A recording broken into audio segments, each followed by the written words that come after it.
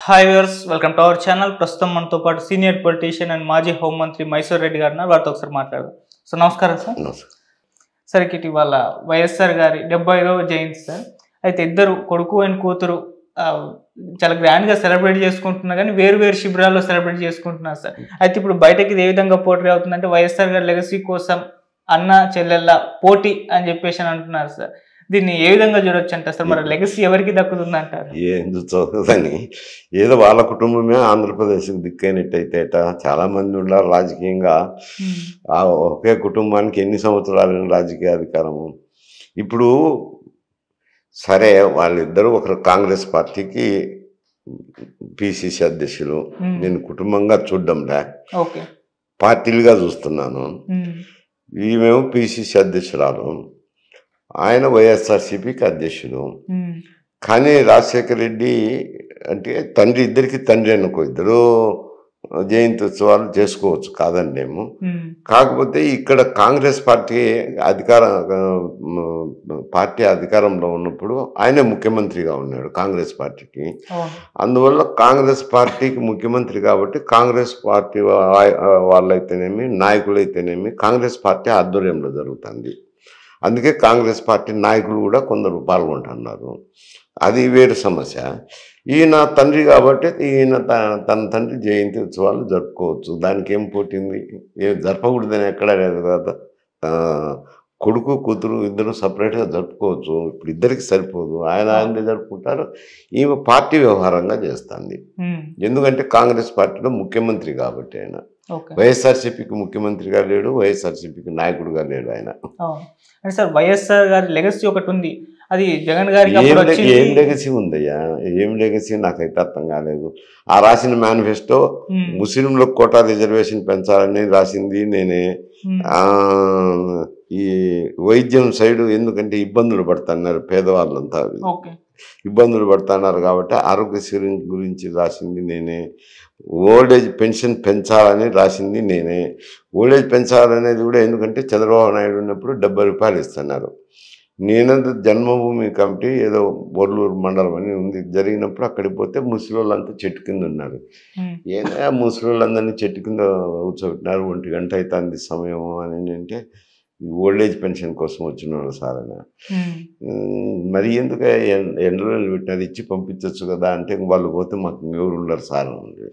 సరే మీకోసమని వాళ్ళని పెట్టుకోవడం ఇంకా ఇచ్చి పంపించండిలే, 1 గంట అవుతుంది, ఎంత 70 రూపాయలే కదా వాళ్ళకి ఇచ్చేదని. మళ్ళీ ఒక ఎండిఓను అడిగాను.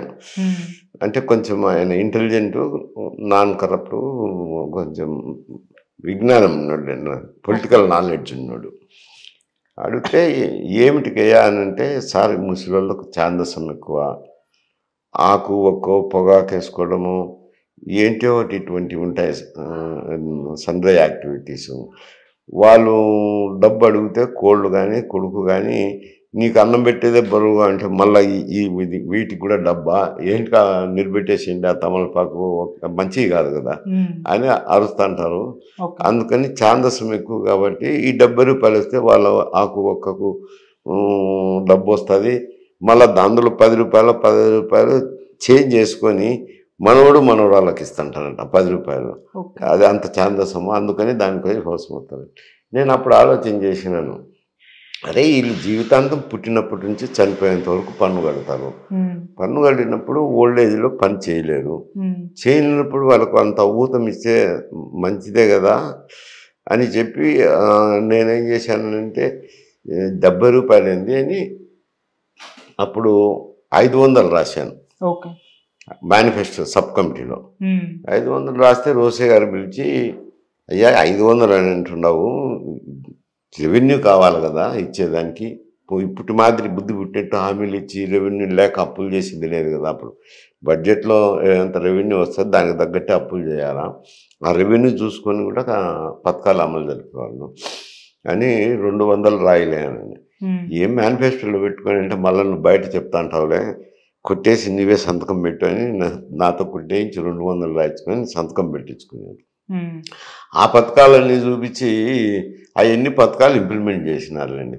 అవి మేనిఫెస్టో కమిటీలో రాసినవి ఎవరికి బయటికి రావు కదా, బహిర్గతం కావు. ఇంప్లిమెంట్ చేసినందుకే పేరు వస్తుంది కాబట్టి ఆ పేరు వచ్చింది.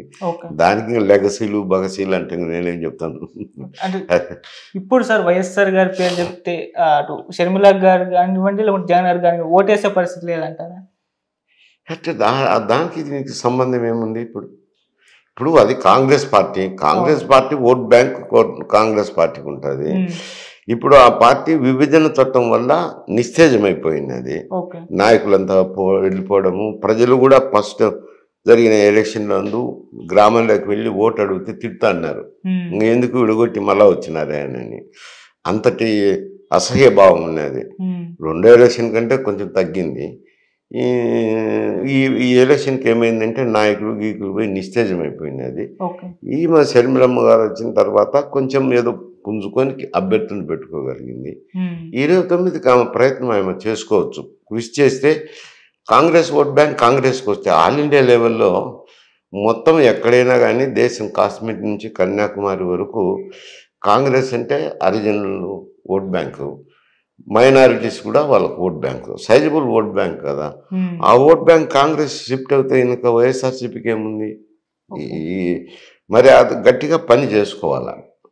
పని చేసుకున్నప్పుడు ఆ కాంగ్రెస్ ఓట్ బ్యాంక్ కాంగ్రెస్కి వస్తుంది. కానీ ఆ విధంగా చూడాలి, ఆ కోణంలో చూడాలి, కానీ ఇంకొక కోణంలో చూడకూడదు. అంటే వైఎస్ఆర్ గారు అభిమానులందరినీ కూడా షర్మిల గారు తన వైపు తిప్పించుకోవడానికి అది నాయకులు ఎవరో ఉండొచ్చులేండి. ఆయన వల్ల లబ్ధి పొందిన వాళ్ళు వాళ్ళని మాట్లాడచ్చు. నేను చెప్పేది ఓట్ బ్యాంక్ వాళ్ళ వల్లనే ఓట్లున్నాయని అనుకోవద్దు దయచేసి. మీరు ఇప్పుడు నాయకుల చేతుల్లో ఓట్లున్నాయని అనుకోకండి. ఓటర్లు వాళ్ళ కొద్దీ వాళ్ళు నిర్ణయాలు తీసుకుంటున్నారు. వాళ్ళు ఇద్దరి దగ్గర డబ్బులు తీసుకునే వాళ్ళు స్వతంత్రంగా ఓట్లేస్తున్నారు. వాళ్ళ అభిప్రాయాల ప్రకారం అనుగుణ్యంగానే ఓటేస్తుంటారు. అందువల్ల నాయకుల చేతిలో ఓట్లున్నాయని అనుకునేదానికే లేదు. కాకపోతే వాళ్ళ నాయన వల్ల లబ్ధి పొందిన వారిని పార్టీకి రాండి అని ఆహ్వానించడం అది వేరు. అది లెగసీలు కాదు. వాళ్ళ తండ్రి వల్ల లబ్ధి పొందిన వాళ్ళని పిలుచుకోవడము అంట. Okay sir. సరే, ఇటు వైఎస్ఆర్సీపీ పార్టీలో చూసుకుంటే ఇప్పటికే చాలా మంది రాజీనామా చేస్తారు. కేసీఆర్ నాని చూసాము, ఆలీ గారు చూసాము. అయితే ఇప్పుడు అదే లిస్టులో వైసీపీ ఫైర్ బ్రాండ్ అని చెప్పుకునే కొడాల నాని కూడా రాజీనామా చేయడానికి సిద్ధంగా ఉన్నారని చెప్పేసి అంటున్నారు. లాస్ట్ టైం ఆయన చెప్పారు, ఇదే నా చివరి ఎన్నికలు, ఇక్కడ గెలిచి ఆ తర్వాత పోటీ చేయను, మా ఫ్యామిలీలో ఎవరికన్నా ఇప్పిస్తానంటున్నారు. కాకపోతే ఆయన ఓడిపోయారు. మరి ఇప్పుడు ఆయన పోటీ చేస్తారా? రాజీనామా చేస్తే ఏ విధంగా ఉంటుంది సార్? ఆయన మహానాయకుడు కాదు. ఆయన నిలబడితే నిలబడచ్చు, సాధించగా ఆయన స్వతానికి సంబంధించింది. నేను పెద్ద కామెంట్ చేయదలుచుకోలేదు అంట. ఆయన పెద్ద నాయకుడు అయితే నేనేదో ఆయన గురించి చెప్పమంటే చెప్తాను. ఆయన ఒక ఎంపీగా ఉన్నాడు, వాళ్ళ స్పోక్స్ పర్సన్గా ఉన్నాడు, వీరాభిమానిగా ఎవరిని బుద్ధి పుడితే వాళ్ళ నోటుకొచ్చిందల్లా మాట్లాడినాడు. ఆయన గురించి నేనేం కామెంట్ చేసేది. అంటే వైసీపీ ఉన్న ఇప్పుడు ఈ సిచ్యువేషన్ లో వాళ్ళంతా క్యాడర్ ఒక చోటికి జమ గట్టిగా ఫైట్ చేయాలి, కానీ రాజీనామాలు చేసుకుంటూ వెళ్ళిపోవడం ఏంటి అని వైసీపీ అభిమానులే క్వశ్చన్ చేస్తారు. కాదు, ఎవరి అభిప్రాయాలు వాళ్ళ వయసు ఉంటుంది, వాళ్ళ రాజకీయ ఇబ్బందులు ఉంటాయి, ఆర్థిక ఇబ్బందులు ఉంటాయి, రకరకాల సమస్యలు ఉంటాయి కదా. అది ఎవరి నిర్ణయాలు వాళ్ళు తీసుకుంటారు.